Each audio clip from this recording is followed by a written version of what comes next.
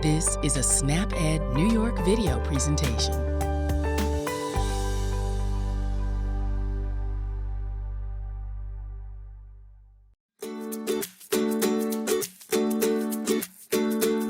Hello everyone, my name is Wendy Beckman and I'm a registered dietitian with the New York State Office for the Aging and SnapEd New York. Thanks for joining me today on What's Cooking with NYSOFA.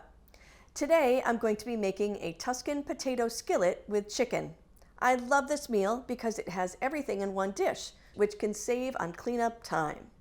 We're going to be posting the link to the recipe below, and the recipe can also be found on the SnapEd New York website at www.snapedny.org. This recipe makes 4 servings, but you can easily cut the recipe in half. You could also make the whole recipe and then use leftovers to eat later in the week. Before I start cooking, let's look at the My Plate graphic.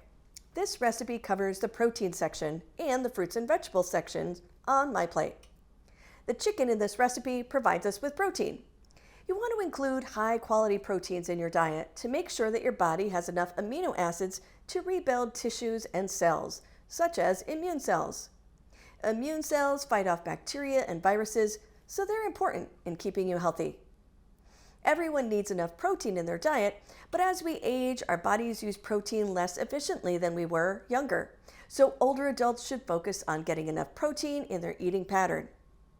You can vary your protein routine by including animal-based forms of protein like lean chicken, fish, pork, or beef, and plant-based proteins like nuts, seeds, beans, and legumes. Including more plant-based protein sources in your meals or lean forms of animal protein like the chicken in this recipe is good for heart health. Remember that everything you eat and drink over time matters. Make every bite count by finding your healthy eating style and maintaining it for a lifetime. The right mix can help you be healthier now and in the future. Before we get into this recipe, last month I made a sweet potato apple bake using New York State apples. If you didn't get a chance to see that video, you can view it on the New York State Office for the Aging Facebook page or the New York State Office for the Aging YouTube channel. If you tune into our program on YouTube, don't forget to like and subscribe and click that notification bell so that you'll be notified every time new content is added. So let's get into making this Tuscan potato skillet with chicken. Remember to wash your hands with soap for at least 20 seconds or use an alcohol-based hand sanitizer before you start cooking.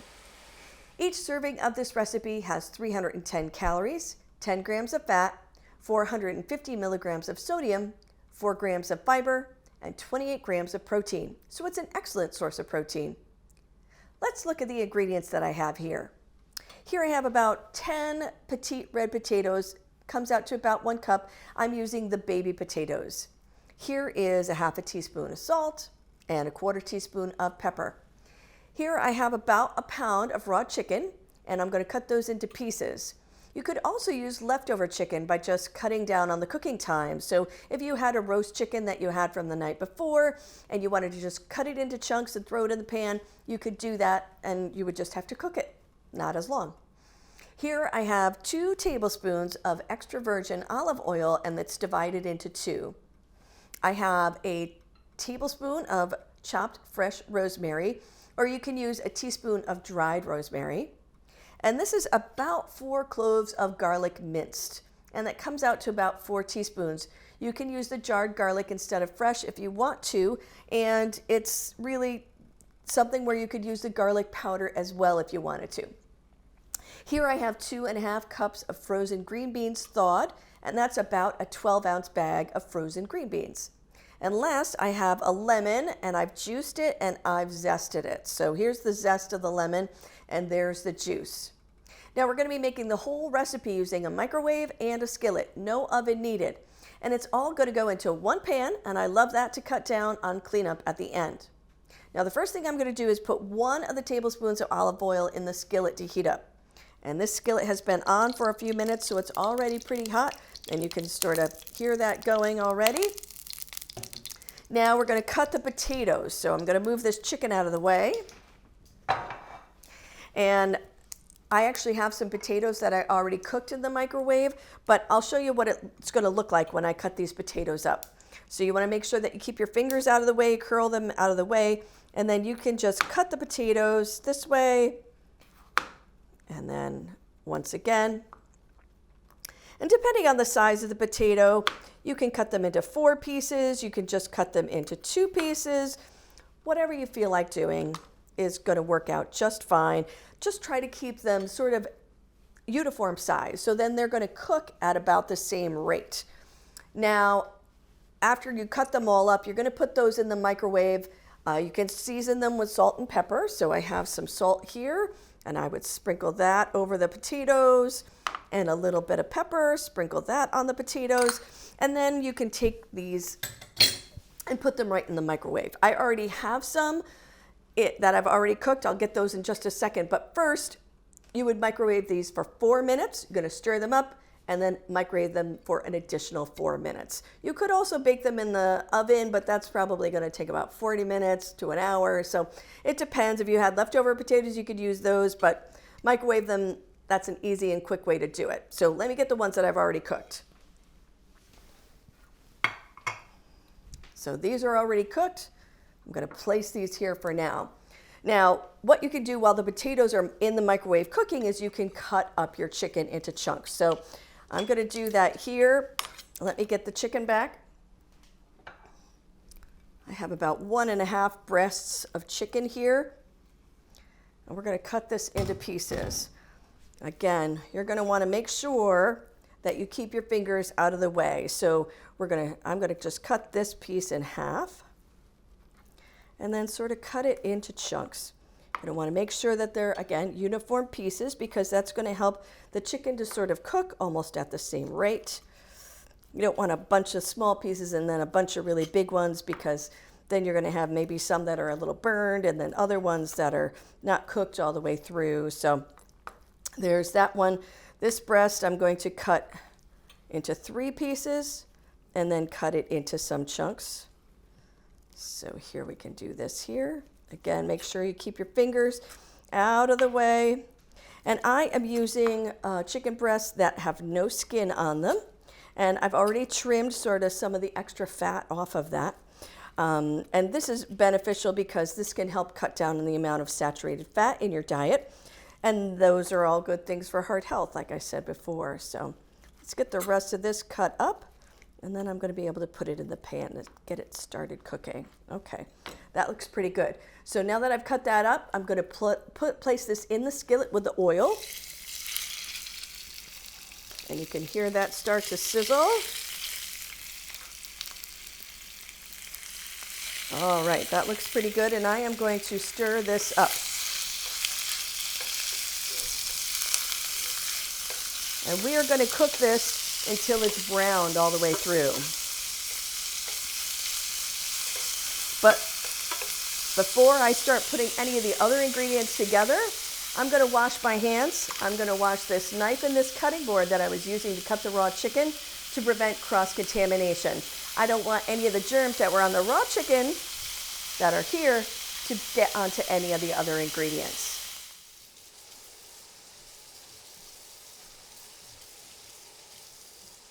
So let's stir the chicken to see how it's doing in the pan. You see it's starting to cook here. Still needs a little bit more time to brown, but that's all right because we're going to give it a little bit more time. Now you want to make sure that the chicken is cooked all the way through and browned nicely. You're going to put it, this first pass in the pan is going to be about 5 minutes. And next we're going to add the remainder of the olive oil, which is right here. I'm going to put that in the pan. All right. And then we are going to add the potatoes. So these have already been cooked in the microwave, but we're going to make them go in the pan here so that they can get nice and brown with the chicken. So we're going to break these apart a little bit. And you want to make sure that you sort of separate them. It looks like in the microwave they've gotten a little stuck together. So we're going to try and separate those a little bit so that they can get nice and brown on all sides as well, just like the chicken, all right? So again, you're gonna do this maybe for another 5 minutes or so. After that, we're going to add some of the other ingredients. So next we can add the rosemary, which is the fresh rosemary right here. That's good. And we're going to add the garlic. And you can add more garlic or less garlic depending on how much you like garlic. And you could slice it, you can use the minced garlic, whatever you would like to do. And now we can add the green beans. So these are frozen green beans. You can use fresh if you want to, but I know you've heard me say many times that all forms of fruits and vegetables count. So fresh, frozen, dried, or canned, all can be used to make half your plate fruits and vegetables. So this is a really great way to do this. I love using frozen vegetables. I look for the ones without any salt or any cream sauces added to them. And they're just really quick and easy. They keep for a long time in the freezer and they taste great, right? So I really like them. I think they're a great convenience food. And using the frozen ones means that it cuts down on the amount of cutting that you have to do. Next, we're going to add the lemon zest. So this is lemon zest. This is just basically the rind of the lemon. You can use a zester, which is this type of thing. It looks like this, or you can use a grater. The other thing that you can do is that you can use a vegetable peeler and just take the very outer part of the lemon off, and then use a knife and cut it up really, really tiny so that it looks a little bit like this. So I'm going to add the lemon zest first. And this is what really makes it sort of Tuscan style, that and the rosemary. And last, I am going to add the juice of the lemon. So this is just the juice from the one lemon that I zested. I'm going to add that into the pan. If you find that you need more moisture in the pan, you can add either a little bit more water or you can add more lemon juice, whatever works for you. All right. So we're going to stir that all up. I want to try and make sure that I get that lemon zest all the way through all of those ingredients. And we're going to keep this on the heat for a little bit longer. You want to make sure that the green beans are heated through and that the potatoes are heated through. So what I'm going to do is just put the top on this and let this cook a little bit more. All right, so that's going to make sure that everything gets cooked all the way through. Now let me show you what the recipe looks like when it's all completed. So this is a plate of the potato skillet with chicken in a Tuscan style. You can see that this is a complete meal and you do it all just in this one skillet here. You have the chicken and the potatoes and the veggies all in one and it smells delicious. And that's it. This is a quick and easy meal for a weeknight. I hope that this recipe gave you some more ideas on how to incorporate more vegetables and more lean protein into your diet.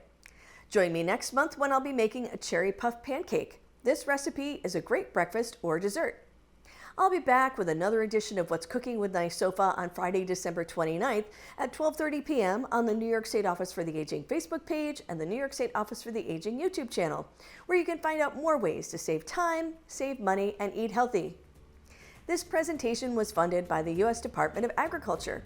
This institution is an equal opportunity provider. Stay safe, everyone, and see you next time.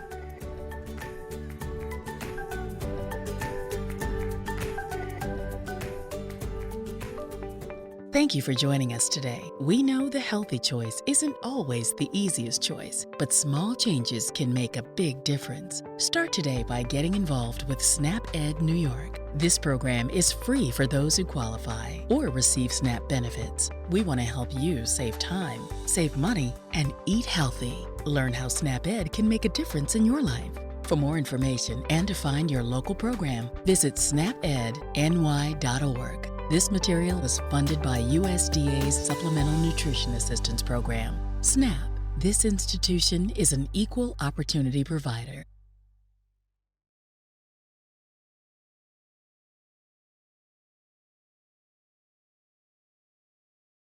Hi, I'm registered dietitian Wendy Beckman, host of What's Cooking with NYSOFA. Over the past 2 years, I've had the opportunity to share healthy, nutritious recipes with you on the show. I work for the New York State Office for the Aging, and thanks to a partnership with SNAP-Ed New York, our nutrition team reaches hundreds of thousands of older New Yorkers each year. So why a cooking program?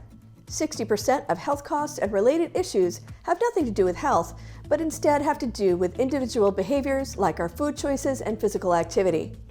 The recipes we feature are nutritionally appropriate for older adults, meeting critical nutrition requirements for healthy aging. What I bet you don't know is that this show is only part of a larger effort.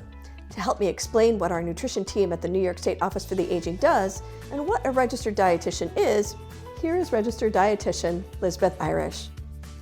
A registered dietitian is a professional who has training and education in food and nutrition. To become an RD, you must complete certain requirements, including a minimum of a bachelor's degree from an institution that's accredited by the Academy of Nutrition and Dietetics. You must also pass a national examination and meet continuing education requirements.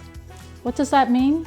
As RDs, we are qualified to offer accurate advice about nutrition, and we can help answer your questions about how diet can affect your health. At NYSOFA, the registered dietitians handle many tasks. This includes hosting 2 online programs aimed at helping older New Yorkers make better nutrition choices. These programs are What's Cooking with NYSOFA, which is our monthly cooking demonstration, and a Facebook Live program that I host called Ask the Experts, Nutrition Edition. In the months ahead, be on your lookout for it. We'll be sharing your questions and our experts' answers about nutrition and health. New episodes of Ask the Experts Nutrition Edition debut the second Friday of each month on Facebook and YouTube. As Lisbeth explained, registered dietitians at NYSOFA handle many tasks, including food safety at congregate meal sites, educational materials, and outreach. In the meantime, please don't miss an episode of either show produced by our team, What's Cooking with NYSOFA and Ask the Experts Nutrition Edition. Every episode is uploaded to YouTube, and you'll find the archive shows there. Do you have a question about foods? Or do you have a particular health issue that you'd like to improve by changing your diet? Tune in to Ask the Experts Nutrition Edition every second Friday at 1 p.m. We'd love to hear from you. Remember, registered dietitians are the experts in nutrition. Visit for more sound advice about eating healthy on a budget.